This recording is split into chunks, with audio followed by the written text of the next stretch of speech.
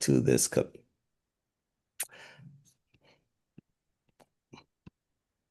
Uh, Hello, welcome to the Red and the Blue. Hello, welcome to the Red and the Blue, a podcast. Welcome to the Red and the Blue, a podcast. All right, okay, stop. Welcome to the Red and the Blue, a father-son podcast. I'm your co-host, Andrew Scarrett. And I'm your other co-host, Khalil Scarrett.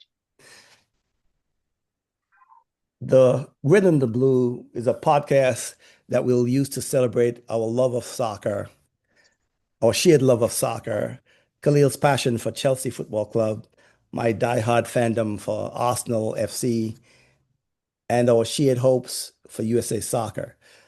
We'll also talk about other things of interest that may come up, but we're hoping that you will join our family as we share our passion for the beautiful game. Khalil, what's your soccer story? Where did your love for soccer come from?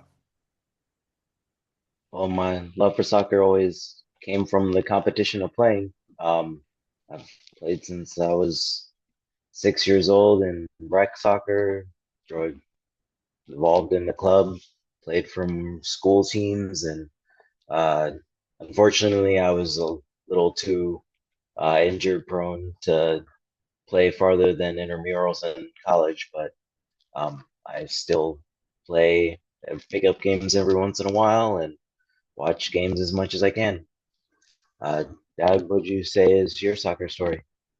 Well, I like to tell people that I loved soccer before I discovered girls, and that I really loved the game.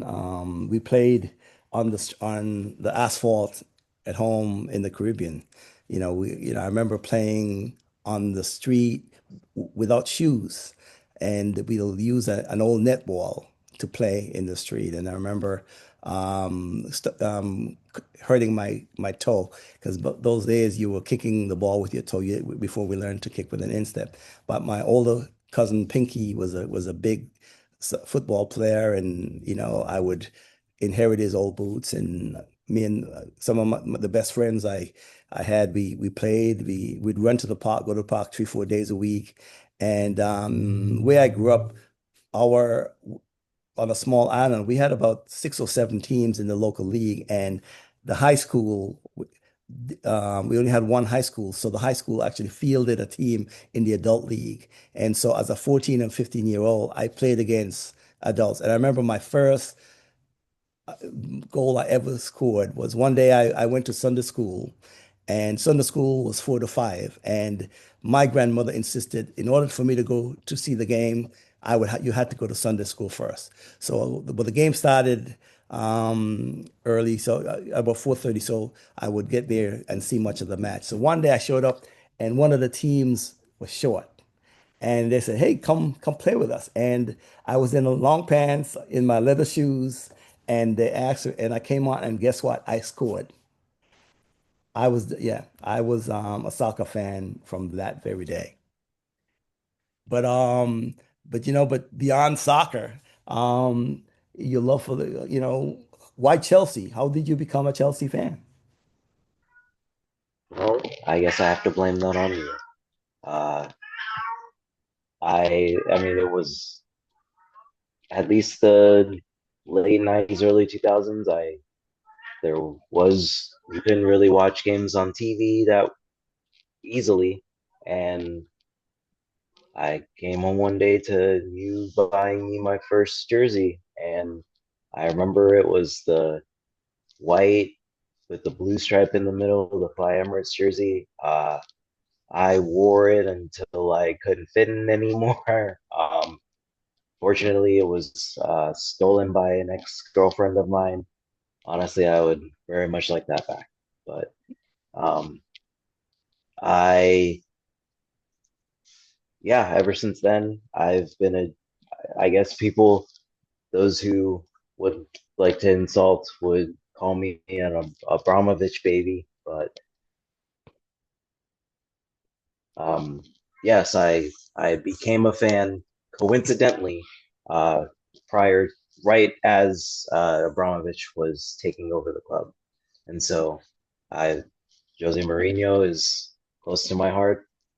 Frank Lampard, John Terry, Cavallo, like it, like Ashley Cole, Joe Cole, like all of them, Didier Drogba, all combining together to become this wall of home wins and trophies. And yes, I wasn't there that much to experience a very low tide. I mean, we do have up and downs, but compared to what it was since that point, it was kind of a rocket ship in terms of that. So, I mean, I can be grateful being that. And again, it is on you. You purchased me the first jersey. I mean, I'm at about 17 now, but I that you have to take responsibility. So Well, I guess we so what is in terms of being the legacy, what is your well, Arsenal story? I'm laughing because the names you're calling are the names that they're heroes to you, but they're villains to me. They really a lot of how Didier Drogba, so many times he broke my heart. John Terry, Paul Lampard, those names. Ashley Cole when he switched from Arsenal to Chelsea. So, but yes, but thankfully, because you as a soccer player, you hated to lose. There's nothing like coming home with you in the car after we lost the game. You were inconsolable. You didn't take losing well at all, and and so you know, I'm glad that you became a Chelsea fan during the winning days because I know it's been a little tough lately. But I'm guilty of maybe jumping on the bandwagon because I became an Arsenal fan when they were winning during the Arsene Wenger days, late 90s, early 2000s.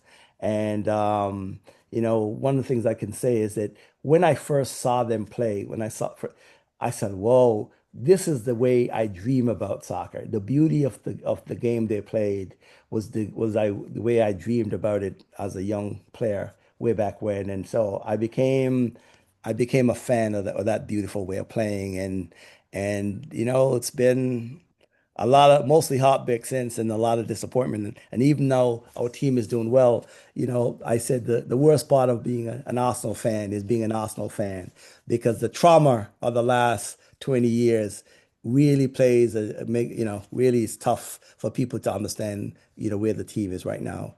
But it is really a special thing. And that we've shared, our love of soccer. Because I know for a while you wanted to play football, and I thought that you were too little to, for to get for the gridiron. So I steered you to soccer, and I'm glad that it has become one of the ways that we've bonded really well.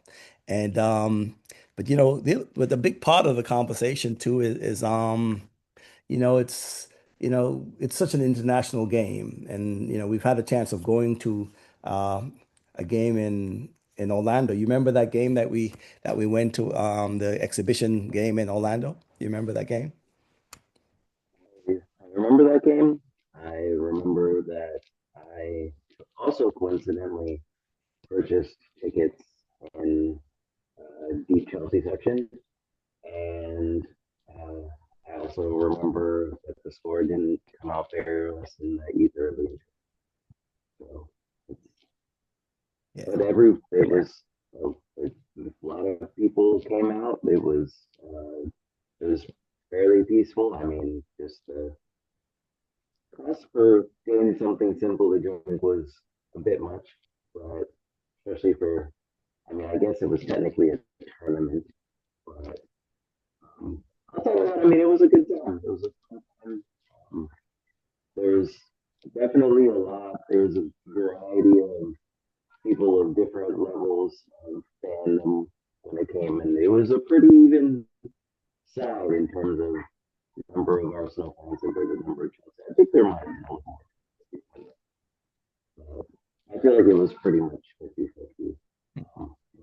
Yeah, I thoroughly enjoyed it, and the fact that we got to, as me and you being opposing sides fans and being able to see a match like that within an afternoon strip of our own residence uh, was definitely a treat, and I wish it was something we could definitely do again, and hopefully the opportunity will present itself in the future. Excellent. Yeah. No. Well, we've talked about the past a little bit. Let's talk about the present. There's a lot of Chelsea news going on. What's happening in the Blues world? Okay, so I don't know. So I've heard multiple reports that Enzo Maresca has left the club as of this morning, and it seems as though they're saying that it was a mutual, that in terms of parting ways, that sort of thing. But I, from the timeline, from what happened at the Bournemouth game, from what's been good, what's him, the slight rumors of him, Pep Guardiola wanting him to be his successor, all of these things. I feel as though it was more of him deciding that I'm going to leave now before the appointmentship for Man City becomes happens. Because if it happens and he doesn't get appointed, then that's 2 years out. Maybe this be something like that. But if it happens and then Chelsea let him go in the summer, he's both without a job and without a dream job. Or since he's dealing with all of these issues regarding not having nearly as much control with player transfers, not having as much control as a player time when they come off of injuries, um, the board not really allowing him preference in terms of who plays when and having to I've again rumors is that he's being told that he needs to play certain players more to increase their market value coming into transfer windows instead of playing for the points for the league this year. So it's I would understand this, but I don't see the people saying that it's from the board decision. I don't see that would be a smart decision to let a top five coach in the world to have him then be a successor to an almost direct rival who's been beating us for years, for him to just can go and be forever stronger. It's the same thing I had a feeling about Klobuchar. Like, why is Klobuchar quitting? And it wasn't like he's ever been bad. Like, he's ex-Real Madrid. Like, he's an extremely good player in general. Why send him to City? Like, and for him to then start for a few pivotal games, like when they won the league, like when they won their trophies, he's been there for the past couple of years. So it's not like he stayed back in the league alone. Like, he became an almost replacement to both like De Bruyne when he was out and to um, he's a who am I thinking of? The center fielder, the Ballon d'Or winner. Yes. Mhm. Yeah, and it's it, it's one of the things like why send it like I understand sending certain people to personal. Like, I mean, I don't understand unless it's for a decent amount of money, which we've done. It's like okay, do that for us. Okay, we didn't sell collisions for that, and we got enough for them, but it's not like we made it wasn't like they offered them a boatload or anything like that. And it's like Alaska's now gonna probably take over Man City and rejuvenate them, and then they're gonna and it's like, who are we going to replace him with? We're replacing him with potentially like because he's still on the same payroll and he doesn't have to change payrolls. the manager for Chelmsford, and it's Well, like he doesn't have a quarter of the experience, and he's not going to turn around this team in this season. So are we just going to chalk? Is this season now? Is that it? And we can't even say is this season now because what's going to happen if this season is a loss? Then no, then what? We're not for Champions League next year. Like what's gonna? Like, you can't just it's not American football, so it's not like we get new players and all this stuff that are going to tackle. So we still have to keep up. yes. Hmm. And Well, there's no way keeping up is gonna happen.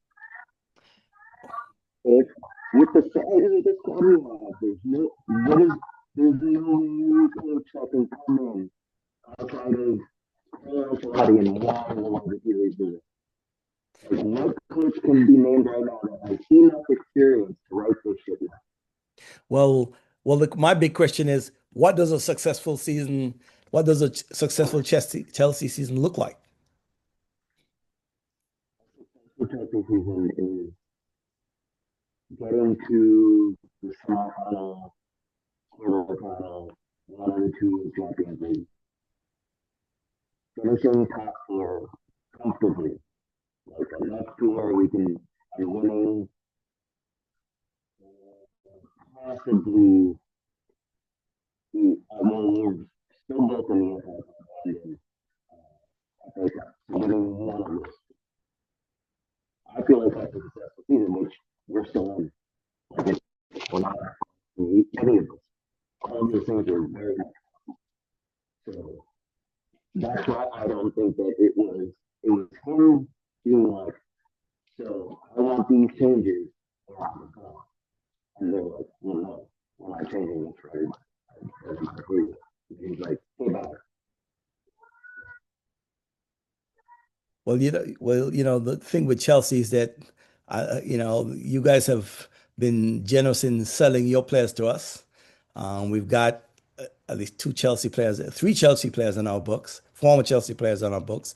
We've got Manueke, we've got Kai Havertz, and we've got a backup goalie. Um, but it's part of the Chelsea model to buy a lot of players and sell a lot of players. But one of the things that they've always said that you can't win anything with a young team.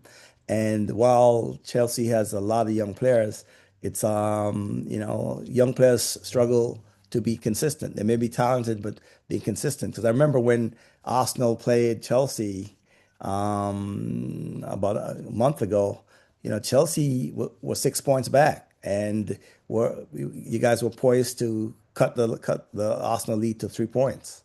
And the question was, is Chelsea a title contender?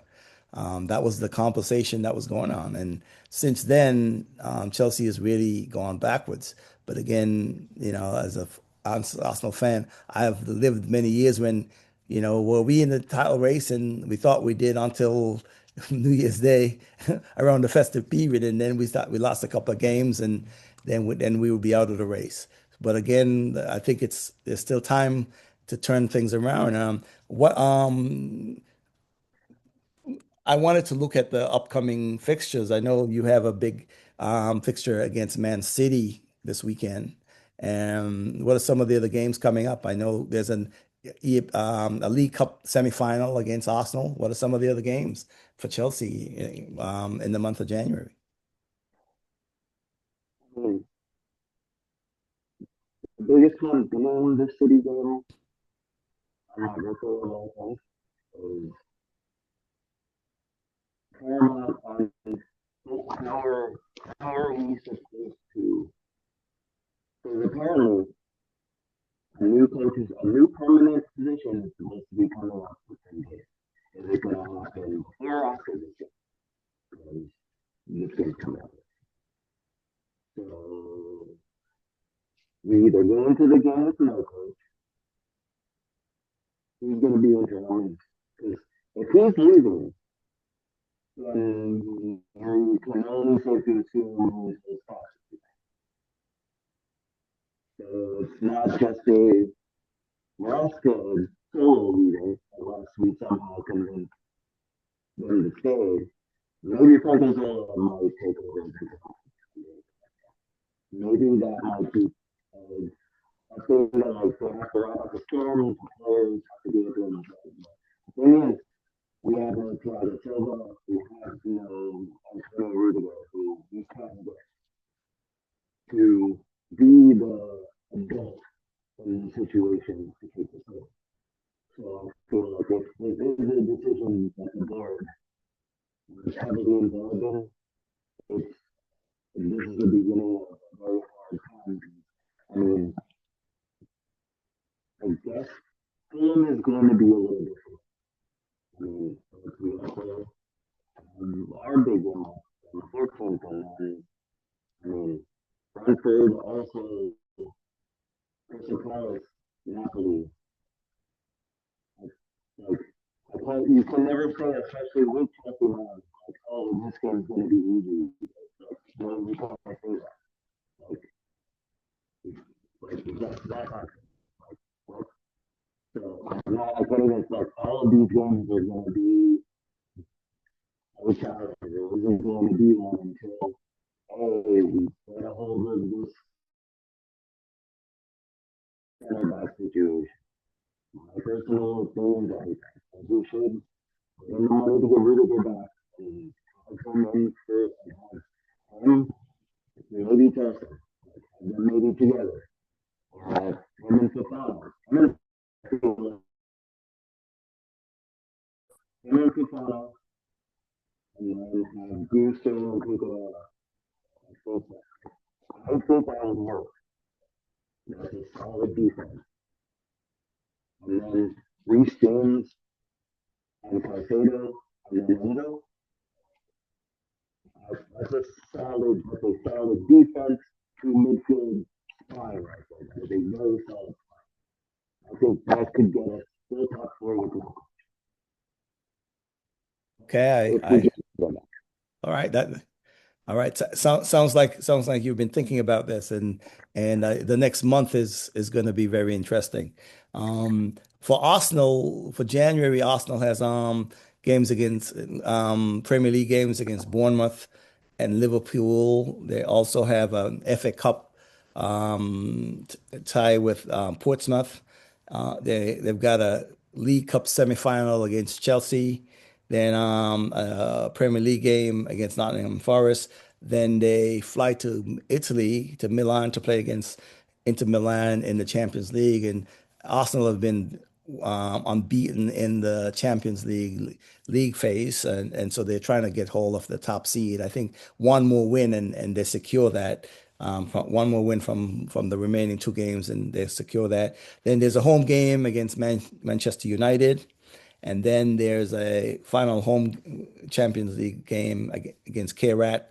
And then I think they play Leeds at the end of the month on the road. So it's about 9 fixtures in January. And so again, you know, as we speak, Arsenal, they've got a small lead on Manchester City, who's chasing us. And, we believe that the team, for the first time in a long time, is built to really withstand the challenge. Last year, injuries decimated us, and we still finished second. But we're tired of finishing second. And for us, a successful season this year is winning the Premier League and at least one other cup. I think the expectations are that high. Is that even winning if we need to at least win the Premier League. If we don't win the Premier League, no matter what else we win, it will not be a successful season. It will not be viewed in the same way. And I know that's a high bar, but after No, I absolutely agree. Your project is your project is overdue. It's time to come. Yes, it's been a long, long, long time waiting. And my brother Charles in England is also an Arsenal fan. Actually, most of my friends are Arsenal fans. And I told him if Arsenal wins, I'm coming to London to celebrate, and maybe one of these days we'll have him on the podcast because he loves, he's a really big Arsenal fan, and he like me, he'll watch the replays if we win, and he won't watch them if we lose. And but it's part of Arsenal in our DNA. And I'm really looking forward to the next couple of weeks.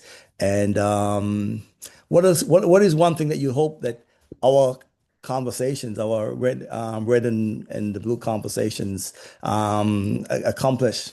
What do you hope for some of these conversations?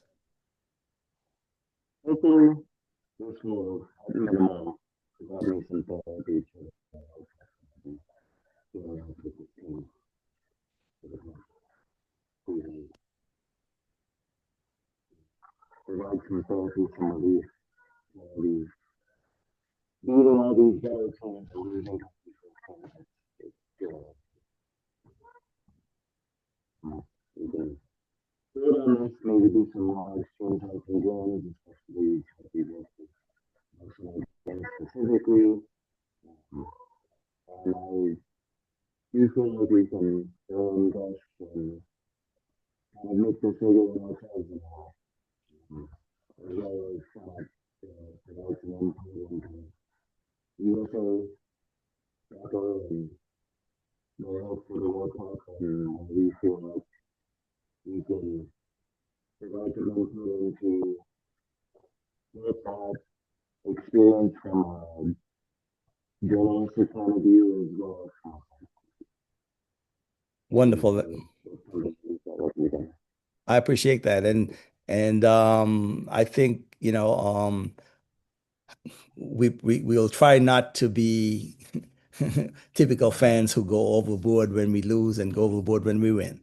But we want to be able to celebrate the beautiful game, and we hope that you become part of the family, and I'm looking forward to us having guests on the podcast, and doing some interesting things as we go forward. But we hope that this is going to be a space that people come to, and as we ramp up our production and go forward. But again, you're listening to the Red and the Blue Father-Son Football Podcast. This is your host, Andrew Scarrett, and with my son, Khalil Scarrett. And this is a podcast where we share we'll enjoy our shared love for the beautiful game. Thanks for joining us. Khalil, last word.